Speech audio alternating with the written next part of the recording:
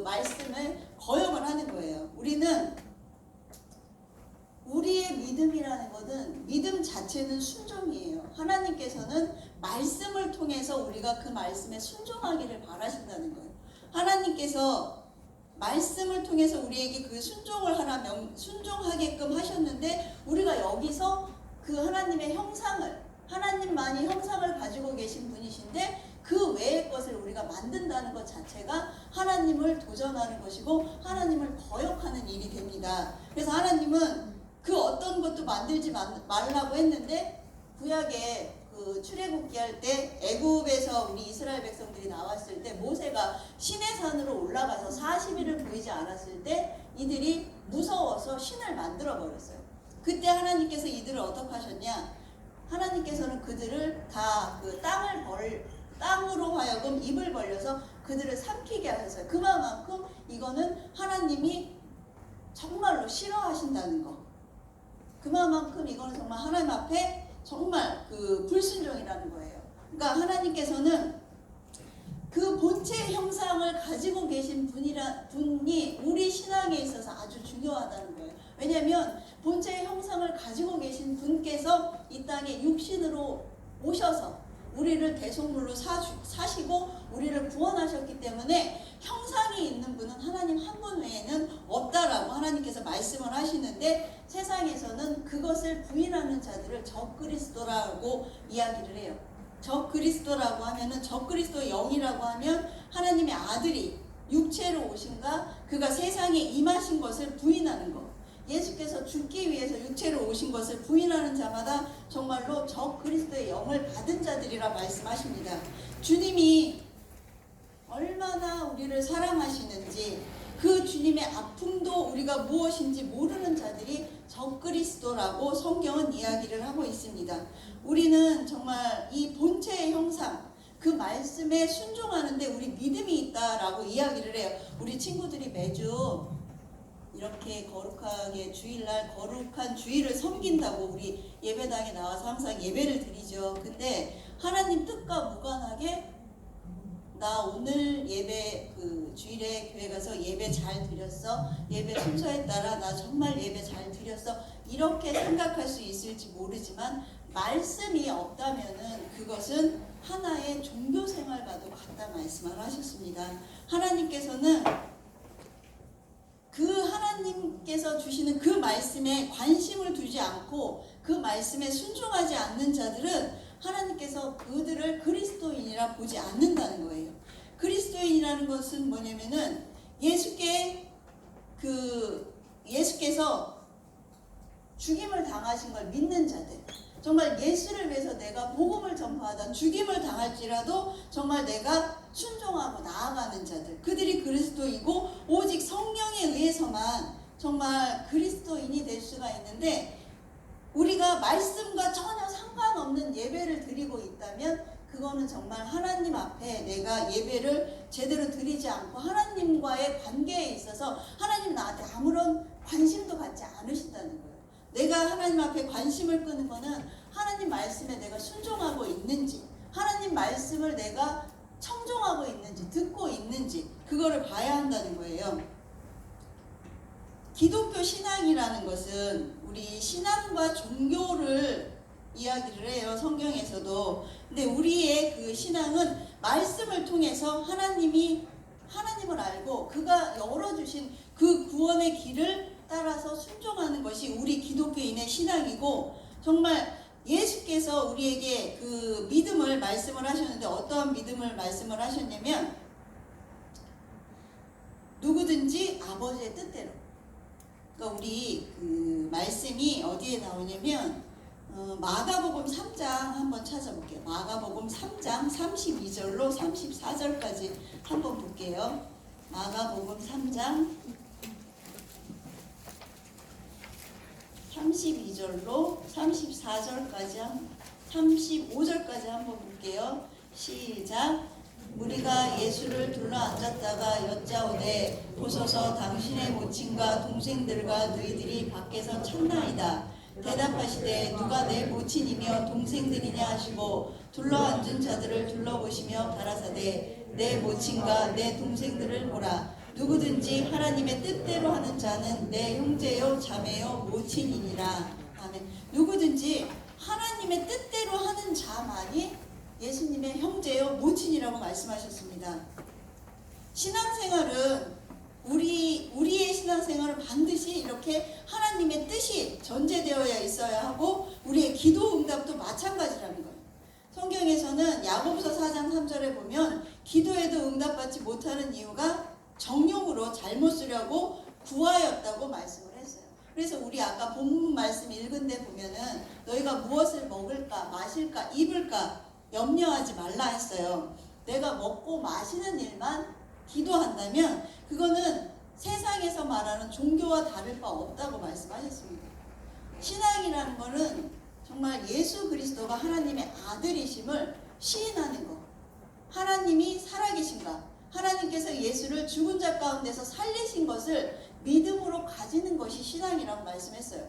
신앙은 또 사랑과 순종을, 그 비밀인 예수 그리스도를 아는 것이라고 말씀을 하셨습니다. 정말 성령을 뜨겁게 환영하는 것이 신앙이고, 하나님의 꿈을 갖고 하나님 편에서 그분이 우리에게 이것이 믿음이다 라고 정해주신 이것을 우리가 순종하는 그것이 신앙이라고 말씀했어요. 그리고 또한 종교가 뭐냐면, 종교는 경험이 없는 주장이에요. 생명이 없는 것. 신앙은 하나님의 약속이 있지만 종교는 약속이 없어요. 육체를 위해서든 영적인 것을 위해서든 종교는 약속이 없다는 것. 그저 인간의 노력이나 자기 의로 인해서 정말 고행을 하면서 이렇게 하면 나를 도와주시겠지, 이렇게 하면 나에게 좋은 일이 생기겠지 하고 바라는 게 종교라는 거예요. 그래서 우리는 신앙생활함에 있어 내가 정말 신앙생활을 하고 있는지 아니면 생명이 없는 종교 생활을 하고 있는지 나를 잘 파악을 해야 될 거예요. 이 땅에서는 먹고 마시는 거는 누구든지 할 수 있어요. 하나님께서 똑같이 악인과 의인에게 비를 똑같이 내려주셨어요. 그래서 불신자라도 부지런을 하면 정말 잘 살 수 있고, 신자라도 게으르면 먹고 살기 힘들다라는 게 이 세상 살아가면서 하나님께서 우리에게 주신 동일한 거예요. 우리가 하나님의 뜻도 모르면서 기도하고 그냥 밤낮 없이 내가 수고해야지만, 내가 이렇게 기도해야지만 하나님이 나를 들어주실 거야 라고 생각을 한다면 그건 하나님이 종교인처럼 본다는 거예요. 우리가 하나님의 나라를 구하라 그랬는데 어떻게 나라를 구하냐? 그의 나라를 구하라라는 것은 성령이 내 안에 임하신다는 거예요. 그래서 성경에 보면 성령이 우리 안에 임하시면 하나님의 나라가 우리에게 임한 거라 말씀하셨고, 또한 성령으로 너희가 귀신을 쫓아내면, 성령의 힘으로 귀신을 내어 쫓으면 귀신이 떠나간다고 말씀을 했어요. 그만큼 성령이 내 안에 오셔야만 된다는 거예요. 저희 집안에 아직 성령을 못 모신 분이 계세요. 아직 학생들이 아니라 저희 집안에 아직 못 모신 분이 계시는데, 무엇을 기도하냐면 성령이 아직 없기 때문에 기도하는 게 뭐냐면 먹을 거, 입을 거, 이걸 놓고 기도를 해요. 근데 우리는 하나님께서 무엇라 약속하셨냐면, 우리가 성령으로 기도할 때 우리에게 약속한 것은 내가 이것을 구하지 않아도 하나님이 주신다는 거예요. 이것이 하나님의 나라를 구하라는 거, 정말 성령이 내 안에 충만한 거, 성령으로 인해서 하나님 앞에 구한다라는 거예요. 성령으로 말미암지 않고는 예수를 주라 시인할 수 없다고 고린도전서 12장 3절에 말씀을 하고 계세요. 지금 우리가 예수를 믿어도 내가 성령을 모시지 못했다면 어느 순간에는 내게 환난이 오거나 시험에 들게 된다면 나는 예수를 떠날 수 있다라는 거예요. 성령을 정말로 우리 1학년 친구들 아직 성령을 못 모셨는데, 정말 그 성령을 누군가 나를 기도해 줘야지만 성령이 내게 오실 거야, 이게 아니라 내가 침례받고 죄사함을 얻었다면 하나님께서 분명히 약속하셨거든요. 너희가 성령으로 너희가 침례받고 회개하면 성령을 선물로 받으리라고 사도행전에 말씀을 하셨어요. 사도행전 2장에 보면 그 말씀이 있어요. 우리는 누군가 정말 열심히 나를 위해서 기도를 해줘야만 성령이 임하시는 게 아니고, 내가 정말 성령을 사모한다면 성령이 오늘이라도 내 임하신다는, 지금 이 순간에도 예배 중에라도 성령이 임하실 수 있는 거예요. 제가 그 예전에 그 평택에 있을 때 한 아이가, 어떤 한 가정이 그 영국으로, 아니 미국으로 잠깐 한 2년 동안 그 공부 때문에 유학을 갔어요. 아빠만 한국에 있고 엄마와 내 자녀들이 거기에 갔는데, 거기에 있는 셋째 아이가 정말로 초등학교 4학년 때인데 혼자 그 외국에 나갔으니까 친구들도 별로 없잖아요. 근데 그 아이가 방 안에서 혼자 장난감을 가지고 이렇게 막 혼자 모아서 이렇게 쌓고 놀다가 하다가, 그 아이가 그냥 혼자 이불을 뒤집어 쓰고, 하나님 나도 성령을 모시고 싶어요. 하나님 저에게도 성령을 보내주세요 하고 혼자 이불을 뒤집어 쓰고 잠깐 이렇게 그 성령을 너무 사모함으로 기도를 했더니 그 아이 혼자서 성령을 모신 거예요. 그와 같이 우리가 정말로 성령을 사모한다면, 누군가 나를 위해서 나에게 하나님 성령 보내주세요 하고 기도하지 않아도 성령을 사모한다면 성령은 지금이라도 우리에게 임하실 수 있어요. 그래야지만 우리가 그 성령이 내 안에 오실 때, 그의 나라를 구하라 말씀하시니 성령을 정말 모셔야 한다는 거예요. 예수님은 이 땅에서 자신의 모든 일을 이루셨기 때문에 이 땅에 아쉬움이 하나도 없어요. 그런데 그분이 우리에게 무엇을 약속하셨냐면, 내가 아버지께 가서 구하여서 너희에게 보내준다. 그러니까 너희는 여기서 기다려서 성령을 모시라라고 이야기를 했어요. 그만큼 성령이 내 안에 오시지 않으면 내가 신앙생활을 할 수 없다는 거예요. 성령께서, 그리고 또 예수님이 말씀하시기를 성령을 받으라고 이야기를 했어요. 성령은 오시면 그만이고 안 오시면 그만이 아니라 정말로 우리가 신앙생활함에 있어 성령이 없이는 우리는 신앙생활을 할 수 없다는 거예요. 이렇게 예수께서 이렇게 정말 하나님 앞에 간구해서 하나님께서 그 간구를 들으시고 우리를 사랑하심으로 성령을 보내주셨는데, 우리가 그 성령을 무시한다면 어떻게 되냐? 하나님을 무시하는 거랑 똑같다는 거예요. 그러면 하나님을 무시한 우리 영혼은 어떻게 될 것 같아요? 쭉정이가 되고 만다는 거예요. 성경에 보면 마태복음 3장 12절에 보면은 쭉정이는 꺼지지 않는 그 불에 태우시리라라고 이야기를 했어요. 하나님께서 말씀하셨어요. 알곡과 쭉정이를 거두시는데, 하나님의 타작마당에서 알곡과 쭉정이를 거두시는데, 알곡은 하나님의 곳간에 들이시고 쭉정이는 타작마당에, 쭉정이는 꺼지지 않는 불에 태우신다 말씀하셨어요. 우리가 하나님 앞에 나와서 성령을 무시한다면 정말 그것은 쭉정이가 되고 말 것이고, 우리의 그 나중에 그 쭉정이가 정말 불에 태워지리라는 경고의 말씀, 우리는 이 말씀, 성경 말씀을 정말 하나하나 내가 깨달아야 된다는 거예요. 하나님께서 왜 우리에게 이렇게 성령을 보내주셨냐? 하나님께서 우리를 자녀 삼아 주시기 위해서 독생자를 보내주셨고, 정말 그 예수님이, 사단은 어떻게 해요? 마귀는 지금도 우리에게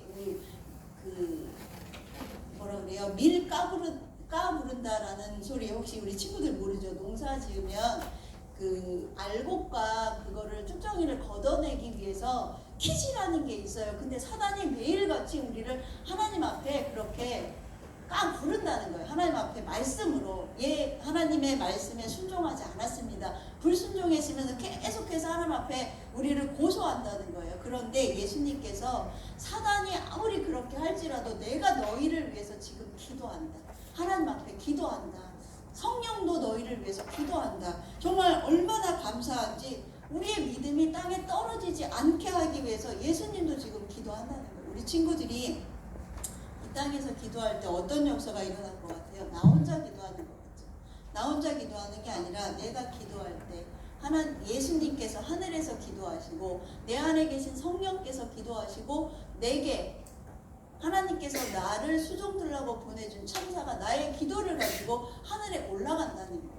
이거만큼 하나님께서 그렇게 우리의 기도를 들으시고, 하나님의 뜻대로 구하는 자들의 기도를 들으시고 그거에 응답해 주시려고 하고 있는데, 우리는 하나님의 뜻이 무엇인지도 모르고 하나님께서 우리에게 왜 기도를 하라 하신지도 모르면서 우리는 그냥 나 오늘 교회 갔다 왔어, 이걸로 끝낼 수가 없다는 거예요. 정말 하나님께서 그의 나라를 구하라 그렇게 말씀하신 것은 성령이 내 안에 충만히 임하라라는 말씀을 하시는 거예요. 성령만이 나를 인도해 주실 수 있다라는 거예요. 또 하나님께서 무엇을 해야 되냐면 그의 의를 구하라 하셨어요. 그의 의를 구하기 위해서 우리는 기도해야 돼요. 우리는 이 땅에서 여기 살면서 우리의 의가 있어요, 없어요? 우리의 의는 오직 하늘에 가서 상급으로 받아야 하는데 여기 와서도 우리는 우리의 의를 내세워요. 근데 우리의 의는 아무것도 쓸모가 없다는 거예요. 교회 안에 와서도 나 이렇게 했고 내가 이렇게 섬겼고 내가 이렇게 했는데 나를 왜 이렇게 대접하지? 제가 전도하는 분 중에 어떤 분이 이런 말을 해요. 자기가 여태까지 남을 잘 섬겼대요. 많은 것으로 남한테 섬겼는데 사람한테 좀 상처를 많이 받았던 분 같아요. 이분이 그러면서 하는 말이 뭐냐면 나는 이렇게 행동해도 돼. 내가 이마만큼 베풀었기 때문에 나는 저들한테 조금 악하게 행동을 해도 된다는 거예요. 무슨 행동을 말하냐면 그 사람이 친구와 약속을 했는데 우리는 친구와 약속을 하면 어때요? 만약에 그 친구랑 약속을 했는데 내가 약속 시간에 늦어질 것 같다. 아니면 약속을 내가 지키지 못할 것 같다. 그러면 어떻게 해요? 미리 연락을 하죠. 내가 조금 늦어질 것 같으니까 조금만 기다려줘라고 이야기를 한다던가 아니면 나 오늘 너하고 한 약속을 지키지 못할 것 같다. 미안하다라고 하면서 약속을 취소하게 되잖아요. 근데 이 사람은 뭐냐면 약속을 했어요. 그래서 시간이 다 돼서 그 만나기로 한 사람은 약속 장소에 나와 있는데 이 사람은 그 시간에 나 나가기 귀찮아서 안 나가. 이렇게 문자 한 통을 보낸다는 거예요. 그래서 제가 그 말을 듣고 나서 너무 어이가 없어서 그러면 그 상대방이 얼마나 허탈하겠냐. 그 약속을 지키기 위해서 먼 길에서 왔을 수도 있는데 왜 그렇게 행동을 하냐 했더니 내가 베풀어준 게 많기 때문에 나는 이렇게 행동해도 된다는 거예요. 이거는 내 의예요. 이거는 정말 하나님 앞에 아무짝에 쓸모없는 내 의예요. 하나님께서 우리는 이 의가 나타나지 않게 하기 위해서 기도를 하라는 거예요. 주님의 의를 우리는 구하기 위해서 기도를 하라는 거예요.